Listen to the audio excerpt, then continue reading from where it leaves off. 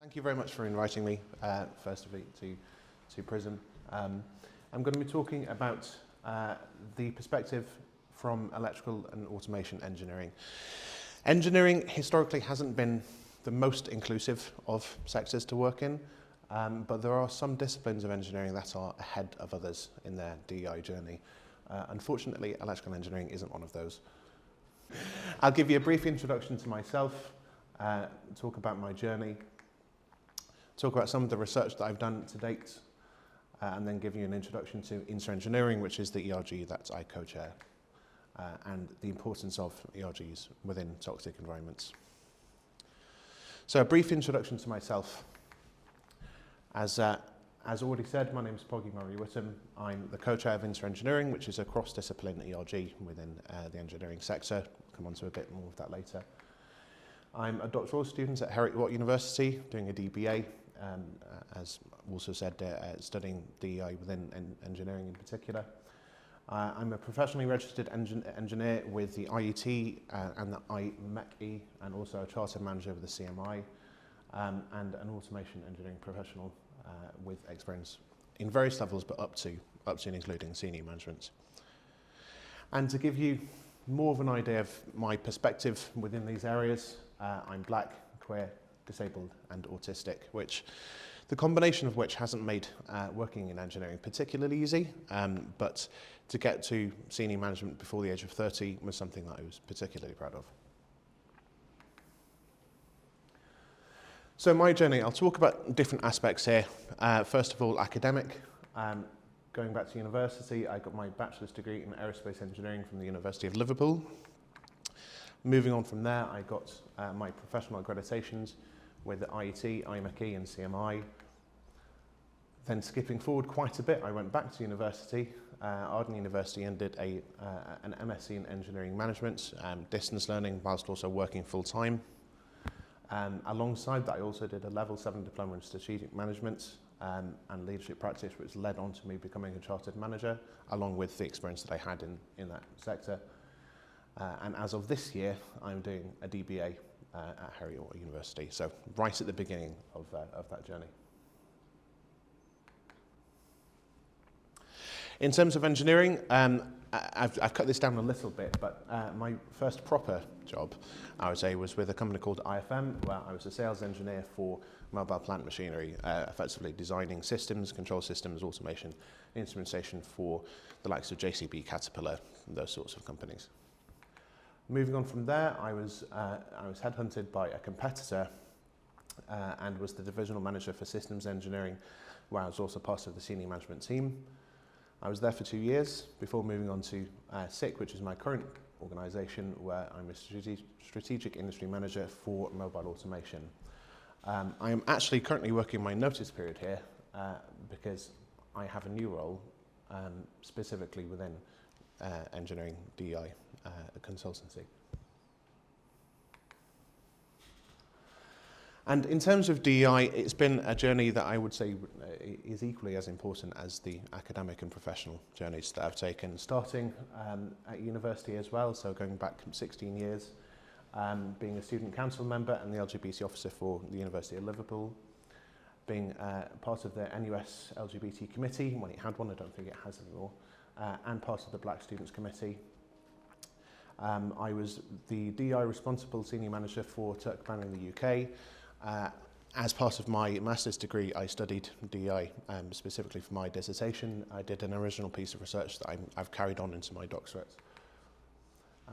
InterEngineering committee member, again as part of my master's degree, DEI champion at SICK, then moving on to InterEngineering co-chair, and now the doctorate that I'm doing, and not on this slide, but now moving into the professional side of DEI.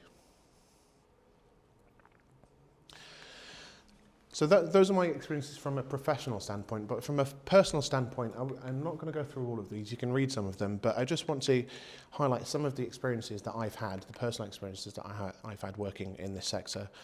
As I say, it's not been the easiest of journeys. There have been multiple challenges over the years, some of which were more pleasant than others, and some that happen quite frequently. When you're picking some of these out, being mistaken for a cleaner when working late in an office is something that happened quite frequently. Having my expertise and job performance being doubted because of my race, my sexual orientation, neurodivergence and disability, something that happens quite regularly. But some significantly more impactful ones, being told by my line manager that people within the LGBTQ plus community deserve fewer human rights than their straight counterparts wasn't a particularly glorious interaction that I had. And being warned that my DEI work would hinder my career progression is also not a conversation that was a particularly pleasant one. And this is just one person.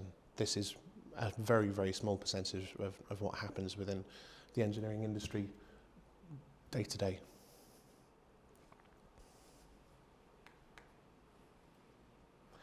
So with all of that in mind, I'm coming at this with, as a professional and a personal investment into this area. And so when I did my master's degree at Watt University, what I wanted to study as part of my dissertation was the DEI aspects of engineering, which is something that I had to fight to do because I was told that it wasn't a relevant thing to be studying because there was no business impact, which I disproved. I fought to do that topic and disproved that was the case.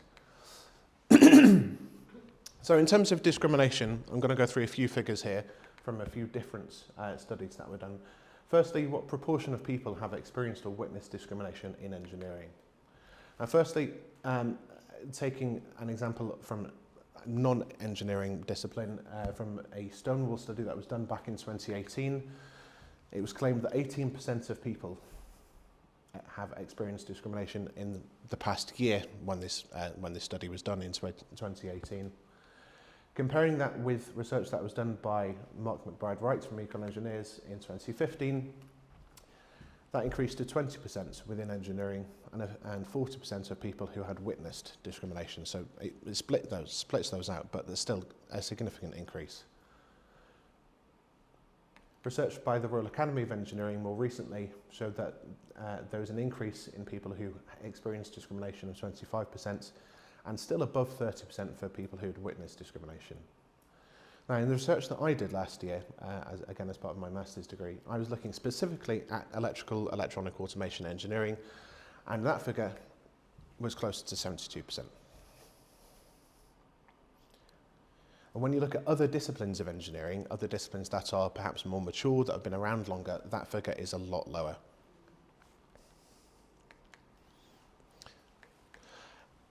When we look at the trans community, because using the data, you could split those characteristics out. And when I talk about the trans community here, I'm including non-binary or any gender non-conforming people who responded to the survey.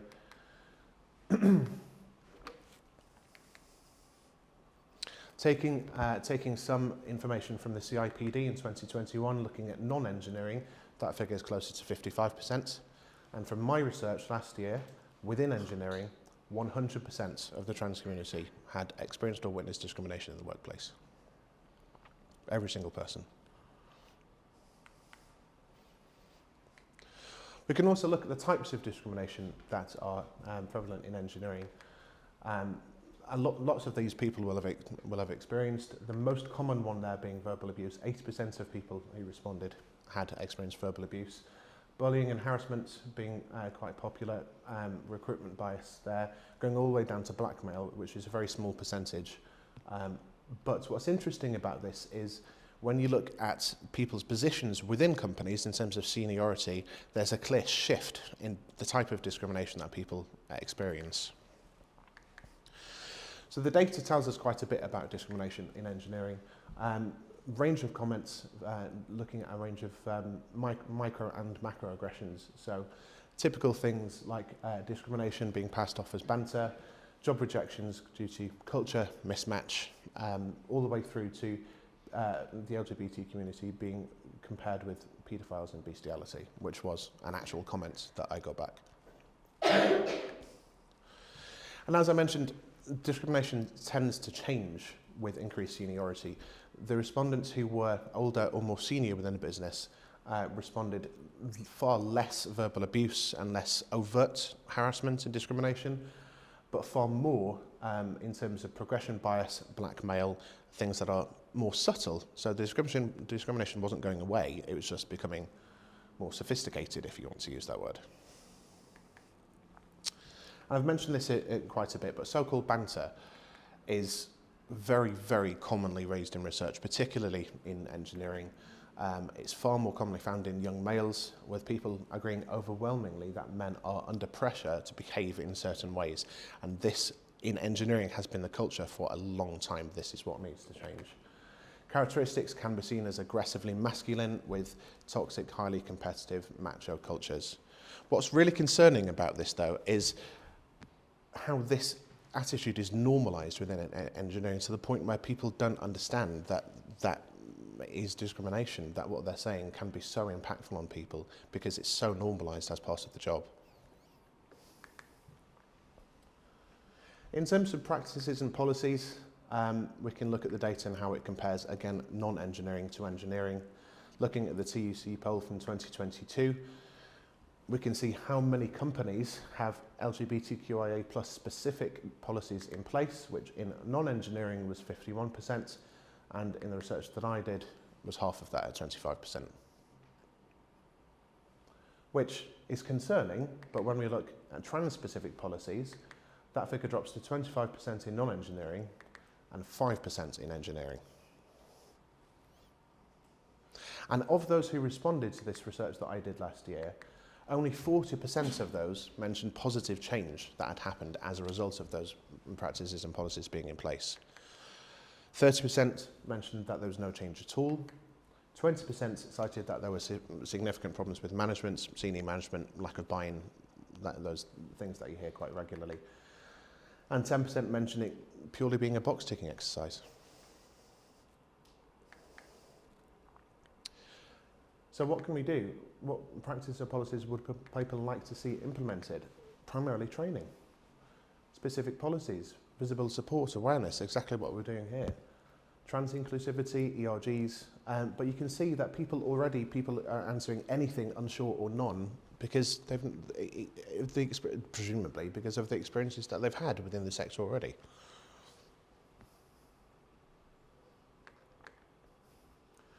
I mentioned InterEngineering before. So InterEngineering is a cross-discipline ERG. It's a network of queer engineers across the UK. It was set up around 10 years ago with the aim to connect, inform and empower queer engineers and supporters in the country.